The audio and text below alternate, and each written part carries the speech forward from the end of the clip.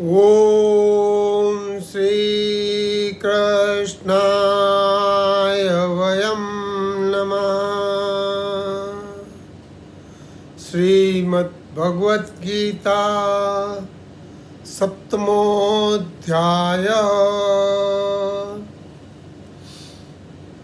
आज 23 सितंबर 2021 बृहस्पतिवार थर्सडे,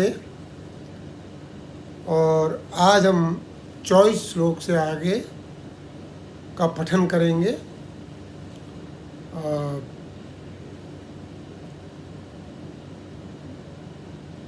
पहले थोड़ा सा इस अध्याय का एक ब्रीफ हम ले लेते हैं। पहले ही श्लोक के अंदर भगवान ने बताया था कि जो मुझ पर आश्रित है, मया सक्त मन पार्थ योगम युंजन मदाश्रय। जो मुझ पर आश्रित है, जो मेरे में आसक्ति रखता है और योग का अभ्यास करता है, उसे मैं समग्र रूप में प्राप्त होता हूँ। और इसके बाद में भगवान ने तीसरे श्लोक में बनाया था कि हजारों में से कोई एक इस स्थिति को पहुंचता है, और नहीं, उन्होंने ये बोला हजारों में कोई एक सिद्ध होता है, और उन बहुत सारे सिद्धों में कोई एक मेरे को इस समग्र रूप से जानता है। तो यहाँ भगवान ने दो हिस्से कर दिए थे कि सिद्ध और फिर भगवान ने ये बोला कि जो मेरा प्रभाव क्या है, मैं क्या हूँ, इसके बारे में अपरा प्रकृति और परा प्रकृति के बारे में बताया। और भगवान बोलने कि मैं माया से ढका रहता हूँ और मैं सबको नहीं दिखता हूँ।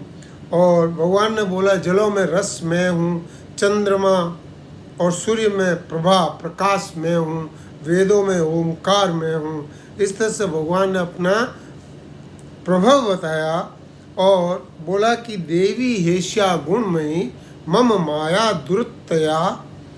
तो बोले कि ये माया के कारण मैं ढका रहता हूँ, और फिर भी चतुर्विधा भजन्ते मान जना सुकृतिनो अर्जुन। सुकृतिनो लोग जो हैं, उनमें से कुछ लोग मेरे पास पहुँच जाते हैं, फिर भी मेरे को जान जाते हैं, और वो हैं आर्थ, जिज्ञासु, अर्थार्थी और ज्ञानी। तो इसके बारे में भगवान ने विस्तार से बात की और फिर बोला कि ज्ञानी मुझे प्रिय है। उसके बाद में भगवान फिर बोलने लगे कि बहु जन्मों के बाद मनुष्य जन्म में सब कुछ परमात्मा है, ये जानने वाला ज्ञानवान मेरे शरण में होता है, और उसको महात्मा कहना उचित होगा। और इस तरह भगवान बताते रहे, और फिर बोले कि कुछ लोग देवताओं को भजते हैं, तो मेरे को नहीं भजते हैं, लेकिन देवताओं को भजते हैं। उनकी श्रद्धा को मैं दृढ़ कर देता हूँ, उनकी श्रद्धा उन देवताओं में दृढ़ कर देता हूँ, और वो देवताओं को प्राप्त होते हैं। अब भगवान आगे बता रहे हैं कि क्या कह रहे हैं, और उनको अंतवंतु वाला फल प्राप्त होता है, मतलब अंत वाला नाशवान फल प्राप्त होता है। किसको? कि जो देवताओं को भजते हैं। अब भगवान बोल रहे हैं अव्यक्तम व्यक्तिमापन्नम मन्यते माम बुद्धय परम भावम जानन्तो ममाव्यय मनुत्तमम्।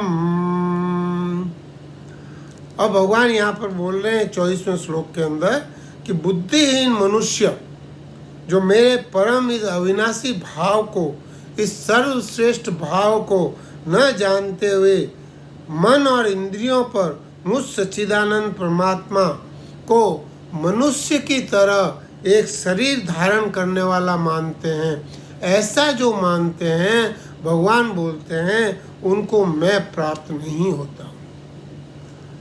आगे भगवान बोलते हैं 25वें श्लोक में, नाहं प्रकाश सर्वस्य योग माया समावृत मूढ़ो यन्ना विजानाति लोको माम जमव्ययम। बोले ये जो मूढ़ मनुष्य समुदाय है, मूढ़ जो जानते नहीं है, ये मूढ़ मनुष्य समुदाय क्या नहीं जानते हैं कि मुझे अज और अविनाशी नहीं जानते हैं। वो ठीक तरह से जानते नहीं है। उन सब के सामने मैं योग माया से ढका रहता हूँ और मैं प्रकट नहीं होता हूँ। भगवान बोलते हैं उनको मैं नहीं दिखता हूँ, उनको संसार की ये सारी वस्तुएं दिखती है। जिसकी दृष्टि संसार में है उसको संसार दिखता है, परमात्मा नहीं दिखती। ये यहाँ पर बताया 26वें श्लोक में भगवान ने बोला वेदाम समितितानि वर्तमानानि चार्जुन भविष्याणि च भूतानि मान्तु वेद न कश्चन। हे अर्जुन सुन, जो प्राणी भूतकाल में हो गए हैं और जो प्राणी अभी हैं और जो प्राणी भविष्य में होने वाले हैं, उन सब प्राणियों को मैं जानता हूँ, लेकिन मुझे भक्त के अलावा कोई भी प्राणी नहीं जानता। जो इस माया से ढके हुए हैं, ये माया जिनके ऊपर आच्छादित है, वो मेरे को नहीं जानते। भगवान बोलते हैं कि सारे प्राणियों को मैं जानता हूँ, लेकिन जो माया से आच्छादित हैं उन प्राणियों को वो मेरे को नहीं जानते। 27वें श्लोक में था इच्छा द्वेष समुत्थेन द्वंद्व मोहेन भारत सर्वभूतानि सम्मोहम् सर्गे यान्ति परन्तप। कारण बता रहे हैं कि ये जो उत्पन्न होने वाले लोग हैं, भरत वंश में जो उत्पन्न होने वाले शत्रुतापन, हे अर्जुन तुम शत्रुओं को विजय करने वाले हो, लेकिन ये जो इच्छा और राग और द्वेष को जो कंट्रोल नहीं कर पाते हैं और द्वंद्व के मोह में फंस जाते हैं, ये मोहित हुए प्राणी संसार में अनादि काल तक मूढ़ता के कारण ये जन्म मरण को प्राप्त होते रहते हैं। ये अपनी मूढ़ता के कारण मुझे नहीं पहचानते हैं और जन्म मरण को प्राप्त होते रहते हैं। ये साइकिल इनकी चलती रहती है। तो ये जो है ये यहाँ पे बताया। अब 28वां श्लोक बहुत इम्पोर्टेंट है, क्योंकि ये जो चारों श्लोक हैं ये एक ही तरह के श्लोक हैं। ये बता रहे हैं जो संसार में फंसा हुआ है वो मेरे को नहीं जानता है। भगवान बोलते मैं उन सबको जानता हूँ, लेकिन वो मेरे को नहीं जानते हैं और वो इच्छा द्वेष काम मोह इससे फंसे हुए हैं और इसके कारण राग द्वेष के रूप में संसार से संबंध उनका दृढ़ होता है और वो मेरे को नहीं जानते। और 28वें श्लोक में भगवान क्या बोलते हैं, ये सांत्वन गतम पापिन जनानां पुण्य कर्मणां ते द्वंद्व मोह निर्मुक्ता यजन्ते मान दृढ़व्रता। अब भगवान रहस्य की बात बताते हैं। कहते हैं कि ये सांत्वन गतम पापेन, जो जिनका पाप खत्म हो गए हैं, जो पुण्य कर्माणाम जनानाम पुण्य कर्माणाम, जो पुण्य कर्माणाम मनुष्य हैं और जिनके पाप नष्ट हो गए हैं, जो द्वंद्व और मोह से निर्मुक्त हो गए हैं, द्वंद्व और मोह से रहित हो गए हैं और जो दृढ़ वृत्ति है, जो इसके लिए इन चीज़ों से मुक्त होने के लिए बहुत दृढ़ता की जरूरत है। तो ये दृढ़ वृत्ति है और ये मेरा भजन करते हैं। भगवान बोलते हैं ये मेरा भजन करते हैं। तो कितनी क्वालिटी हो गई कि जिनके पाप नष्ट हो गए हैं, जो पुण्य कर्मा हैं, जो द्वंद्व और मोह से रहित हो गए हैं और जो दृढ़ वृत्ति है और जो मेरा भजन करते हैं।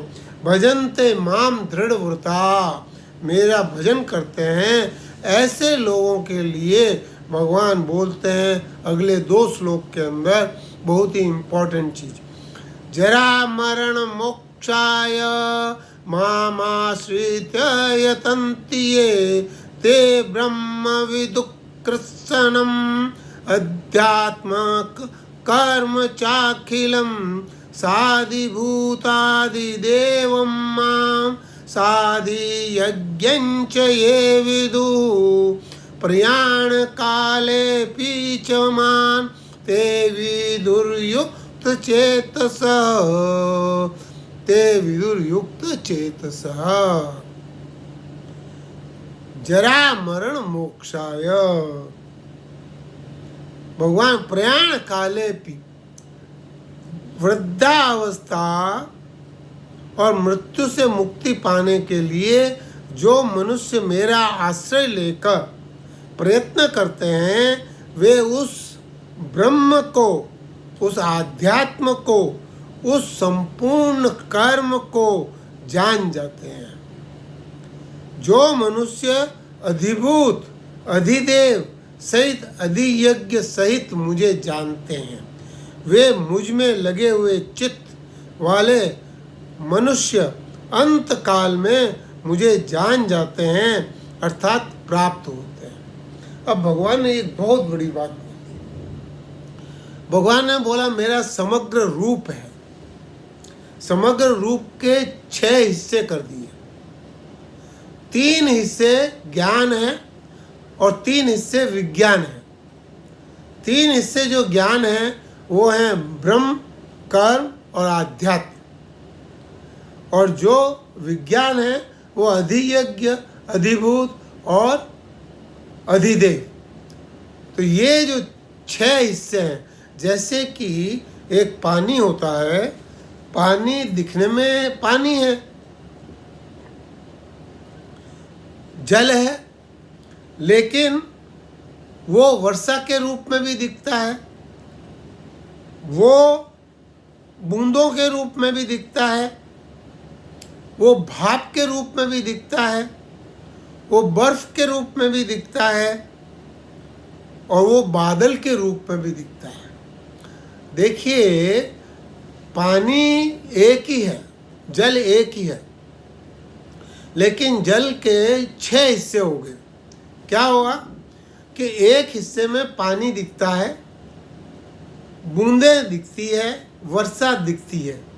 तो ये जो तीनों हैं, ये 3 तरह की चीज़ें हैं जो दिखती है, लेकिन 3 तरह की चीज़ों में जल नहीं दिखता। कौन सा? कि भाप में भाप दिखती है, जल नहीं दिखता। बर्फ में बर्फ दिखता है, पानी की जैसे नहीं दिखता। और बादल में भी पानी है, लेकिन बादल बादल के जैसे दिखते हैं। ये 3 में पानी की तरह नहीं दिखता है, और 3 में वो पानी की तरह दिखता है। तो ये जो चीज़ है, ये जो 3 में जिसमें पानी दिखता है, ये समझ लीजिए ये ज्ञान योग है। और विज्ञान विभाग जो है वो अधिभूत, अधियज्ञ और अधिदेव ये है। तो ये जो 6 हिस्से हैं, ये 6 हिस्से यहाँ पे भगवान ने कर दिए। अगर आप इसको समझना चाहें तो ऐसे भी समझ सकते हैं कि भगवान ने यहाँ पर इन 6 हिस्सों में कुछ समझाने की कोशिश की है। जैसे कि अगर इसके अंदर देखें तो ब्रह्म और अधियज्ञ जो है, ये परमात्मा स्वरूप, ब्रह्म परमात्मा, अधियज्ञ क्या? आत्मा, आत्मा भी परमात्मा। अधियज्ञ ये आत्मा है, ये भी परमात्मा है। और आध्यात्म जो है ये जीव के बारे में, जीवात्मा के बारे में हम बात करते हैं। तो अध्यात्म क्या है? कि जीव है। और कर्म क्या है? कि ये सत्ता का आभास है, जो करता है वो सत्ता का आभास है। तो ये सारी चीज़ें दिखती है। ब्रह्म दिखता है, कर्म दिखता है और अध्यात्म दिखता है। लेकिन ये जो अध्यात्म है और अधिदेव है, अधिदेव ये जो है, ये देवता, जो देवता हमारे इसमें है, जो देवता बन के काम करते हैं, तो ये अधिदेव कहलाते हैं। तो ये अधिदेव और आध्यात्म ये मिलके परा प्रकृति हो जाता है। और कर्म और ये पदार्थ अधिभूत को पदार्थ भी बोला गया है। तो अधिभूत ये पदार्थ हो जाते हैं। कर्म और पदार्थ ये मिल के अपरा प्रकृति होती है, अष्टधा प्रकृति, जो भगवान ने बताया था कि अष्टधा प्रकृति है। तो ये 6 हिस्सों में इसको डिवाइड कर दिया है। और भगवान बोलते हैं कि अंत समय तक, जब तक प्राण आपके निकलते हैं उसके पहले तक, अगर तुम किसी एक को भी जान जाते हो, इन 6 हिस्सों में से किसी एक को भी ठीक तरह से जान जाते हो, तो मेरे 6 के 6 हिस्से आपको पता पड़ जाते हैं। मेरे एक हिस्से को जानने से मेरे समग्र रूप, ये मेरा जो समग्र रूप है 6 ही, ये सारा का सारा रूप तुम्हें पता पड़ जाता है और तुम मोक्ष को प्राप्त होते हो, जीवन मुक्त हो जाते हो, इस जन्म मरण से मुक्त हो जाते हो। ये भगवान ने यहाँ पे गारंटी दी। और ये जो 6 हिस्से हैं, इन 6 हिस्सों का भगवान 8वें अध्याय के अंदर इसका विशेष वर्णन करेंगे और हमें बताएंगे कि ये 6 हिस्से कैसे हैं और कैसे इसके अंदर आदमी एक हिस्से को पहचान के और जन्म मरण से बाहर आ जाता है। तो ये जो चीज़ है और ये 6 हिस्से किस तरह से हैं, ये हम 8वें अध्याय के अंदर हम इसको समझेंगे। और इस समय हम वाणी को यहीं पे विश्राम देते हैं और पुष्पिका पढ़ लेते हैं। ओम तत्सदिति श्रीमद् भगवद गीतासु उपनिषत्सु ब्रह्म विद्यायां योग शास्त्रे श्री कृष्णार्जुन संवादे ज्ञान विज्ञान योगो नाम 7मोऽध्याय। यहाँ 7 अध्याय पूरे होते हैं। सुनने के लिए बहुत बहुत धन्यवाद। वाणी को यहीं विश्राम देते हैं।